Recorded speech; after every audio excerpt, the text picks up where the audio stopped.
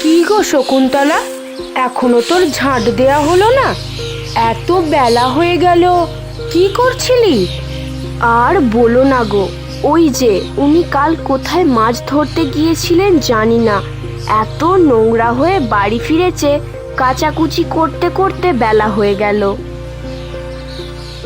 আচ্ছা শকুন্তলা, তোর বর এত মাছ কোথা থেকে পায় রে?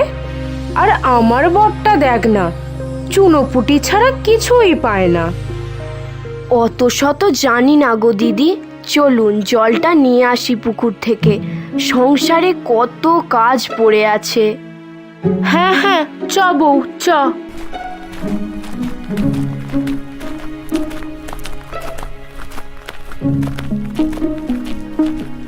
নন্দনপুর সবুজে ঘেরা সুন্দর সাজানো গোছানো একটি গ্রাম। কোথাও চাষিরা মাঠে কাজ করছে, কোথাও গ্রামের ছেলেরা খালে মাছ ধরছে, গাছে গাছে পাখি ডাকছে। এই প্রাকৃতিক সৌন্দর্যের সাক্ষী হতে গেলে আমাদের গ্রামে আসতেই হবে। পাঁচু পেশায় একজন জেলে। পুকুরে, খালে, দিঘিতে রাতের বেলা ও ভোরবেলা মাছ ধরে সকালে সাইকেলে করে বিক্রি করতে যায়। এইভাবে পাঁচুর দিন চলে। এই কদিন তার ভাগ্য খুলে গেছে। রাতে মাছ ধরতে যায় সে, আর এত মাছ পায় যে আর 5টা জেলে সেই মাছ পায় না। একটু তাড়াতাড়ি চলুন দিদি, উনি আবার মাছ বিক্রি করতে বেরোবেন। অনেক দেরি হয়ে গেল, দেখতে না পেলে বাড়ি পুরো মাথায় তুলে ফেলবে। হ্যাঁ হ্যাঁ, যাচ্ছি বউ যাচ্ছি। আচ্ছা শকুন্তলা, একটা কথা বলবো? কি দিদি, বলুন না। তোর বর তো একা একাই মাছ ধরতে যায়, প্রচুর মাছও ধরে নিয়ে আসে। তা ওই আর কি, একটু আধটু। রাতের বেলা একা একা মাছ ধরতে যায়, যদি কোনো বিপদ আপদ হয় তখন কি হবে? বলছি কি, আমার বরটাকে তো নিয়ে যেতে পারে, একজন সঙ্গে থাকলে সাহস পাবে, ওই আর কি। ওসব বলতে পারবো না বাবা, বলতে গেলেই চেঁচিয়ে ভূত ভাগিয়ে দেবে। তা কেন বলতে পারবি? সঙ্গে গেলে তো ভাগে কম পড়বে, তাই। সব বুঝি রে বউ, সব বুঝি।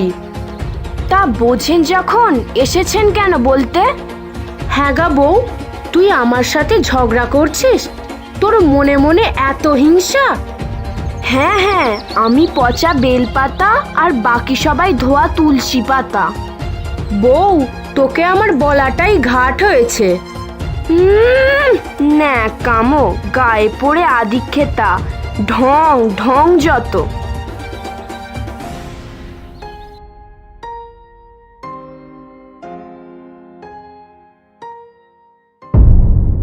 কয় গো শকুন্তলা, আমি বেরোলাম, আজ ফিরতে একটু দেরি হবে, নতুন একটা জাল কিনে নিয়ে আসবো। হ্যাঁ, সাবধানে যাবে আর তাড়াতাড়ি ফিরে আসবে। দুর্গা দুর্গা, মা রক্ষা করো মা।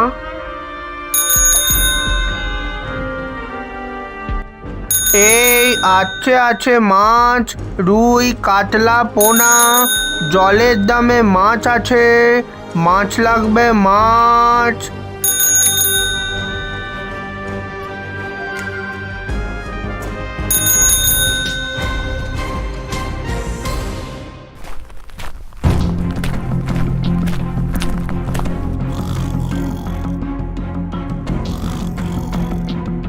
এই যে কুম্ভকর্ণ, কাজকর্ম নেই, পড়ে পড়ে ঘুম দেয়া হচ্ছে।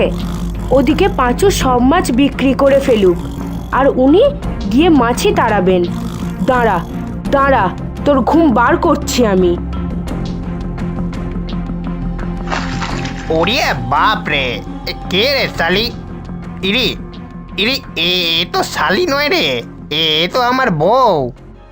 তা কি ব্যাপার গো বউ, সকাল সকাল এত আদর যত্ন? শুয়ে শুয়ে আর ন্যাকামো করতে হবে না, মাছগুলো নিয়ে কখন বিক্রি করতে বেরোনো হবে শুনি। সবার মাছ কেনা হয়ে গেলে। বউ, সকাল সকাল তোমার মুখে কে ফুলচন্দন দিল বলো তো? কি? কিছু না বউ, কিছু না। আমি বলছিলাম সকাল সকাল তোমায় কে কাটি করলো? আর একটাও ফালতু কথা বলবে না। শকুন্তলার বড্ড অহংকার হয়েছে, বার করছি ওর অহংকার।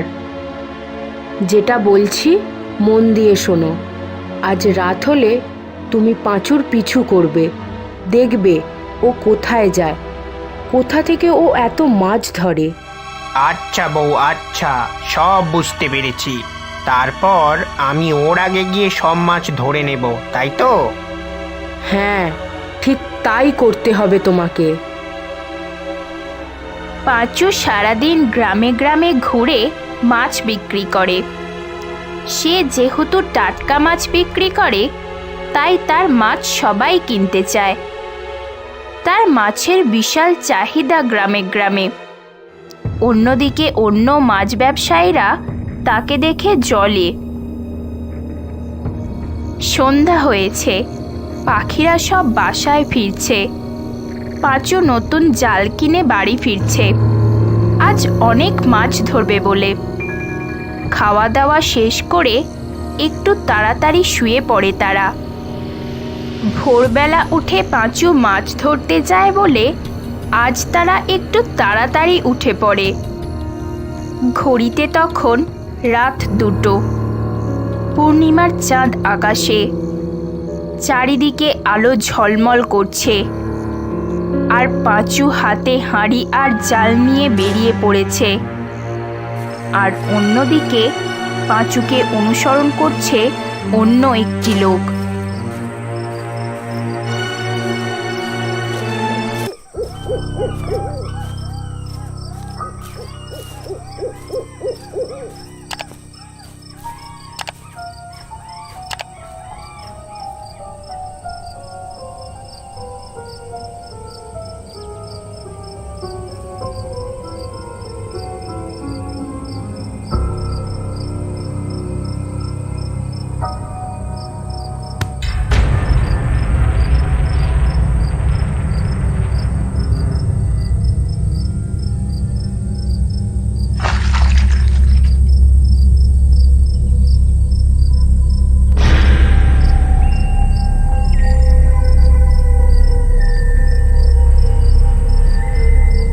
কি ব্যাপার, আজ তো প্রচুর মাছ উঠছে জালে। ভাগ্য খুলে গেল নাকি এই পূর্ণিমাতে? ওই বউটাকে রোজ দাঁড়িয়ে থাকে। যাই হোক, আমি মাছ ধরি।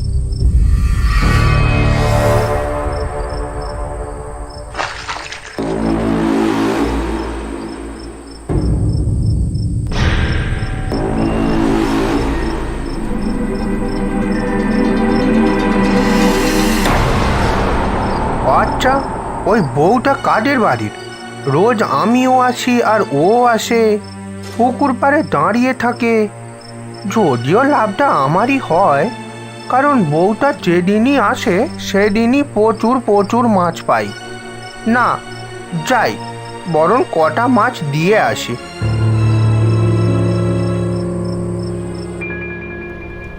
কে গো তুমি? কাদের বাড়ির বউ তুমি? কি গো, কিছু বলছো না যে? কে তুমি?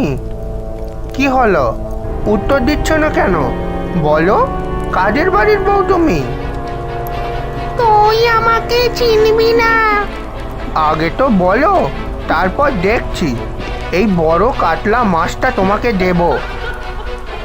আমি আমি কে তুই শুনবি? আমি মেছো ভূত।